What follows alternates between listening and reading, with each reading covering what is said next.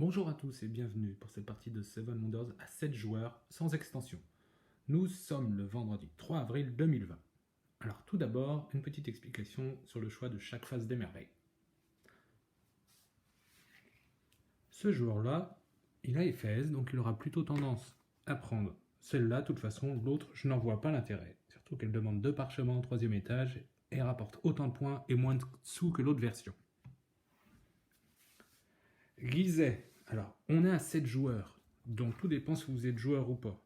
Parce qu'à 7 joueurs, il y a beaucoup de problèmes de ressources. Cette phase-là est beaucoup plus risquée, notamment si vous n'avez pas les argiles.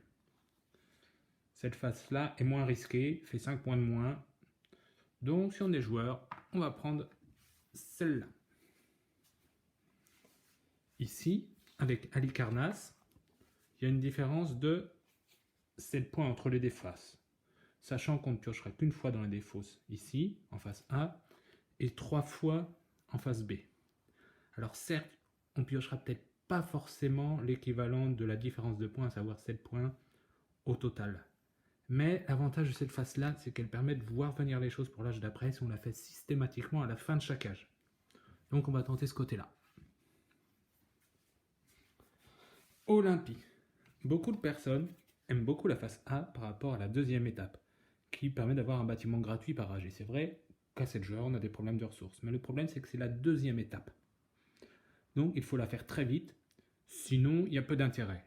Donc, étant donné qu'il y aura des problèmes de ressources, je préfère cette étape-là parce qu'elle a cet aspect-là qui fait l'équivalent des 2 cartes jaunes des deux côtés, qui donne des réductions et elle est accessible dès le premier étage. Donc il faut juste un bois pour pouvoir la faire, sachant, étant donné qu'on en a un de base. Ça c'est du bonus et ça c'est sur la fin, on voit s'il y a une guilde intéressante à copier chez les voisins. Babylone. Alors, on a le choix entre ça et ça. Cette face-là fait 7 points de plus. Certains diront qu'elle oblige à faire un minimum de vert, mais au pire, on n'en fait pas, et puis ça fera un point. Donc au total, 11 points. Celle-là a l'avantage qui fait qu'on peut construire la dernière étape uniquement si on a un minimum de vert. Ça ne sert à rien de le faire si on n'en a aucune. Celle-là permet d'anticiper un peu les choses, parce qu'on peut poser les 2 dernières cartes de chaque âge. Le problème, c'est qu'elle demande des ressources grises qui ne sont disponibles chez aucun de mes 2 voisins immédiats.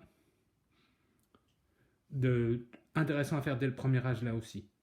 Et qui demande pas mal de sous et de ressources. Donc, à 7 joueurs, plutôt de l'autre côté. Mais ça peut se discuter. Rod. Bon, Rod, on a ça et ça. Sachant que les 2 boucliers sont accessibles qu'au 2e niveau. Là, ça donne un peu de sous. Bon, certes, demande 3 pierres. Plutôt ce côté-là. Alexandrie.